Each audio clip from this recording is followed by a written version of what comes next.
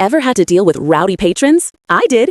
Join me as I share a cheeky tale from my days managing a student union bar where I turned the tables on some sneaky drinkers.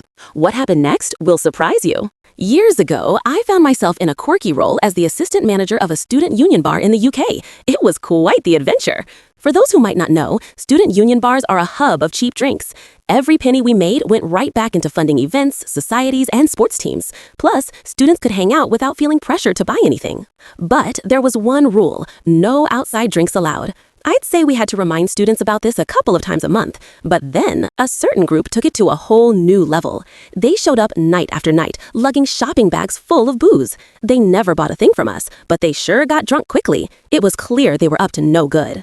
They were rowdy, rude, and generally unpleasant. They even hid their alcohol in a dimly lit corridor near the toilets, stashing it under their coats. We caught them a few times, told them it was a staff-only area, and sent them packing, but they just kept coming back. One night, I decided I'd had enough. I waited for them to stash their booze, then I made my move. I stepped out of the bar office right into that corridor and scooped up their coats and bags. You'd be surprised how much alcohol they had, enough for a proper house party.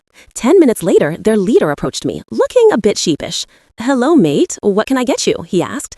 I smiled and said, "Nothing thanks. We've got a little issue. Your coats in the corridor have gone missing." He looked perplexed. We were just, storing them." I gestured to the staff-only corridor, reminding him where they had stashed their goods. "All right, let's check if anything's been handed in. Meet me in the corridor." I stepped out with their coats, grinning. "Oh, we had bags too," he stammered. "What was in them?" Wine, beer, and vodka."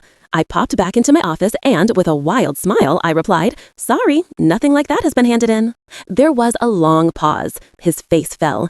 "Oh, okay," he mumbled, and they all slinked away defeated. They never returned to the bar for the rest of the year. That night, staff drinks were wild. I couldn't help but chuckle at my little victory. Sometimes you just have to stand your ground and enjoy the ride.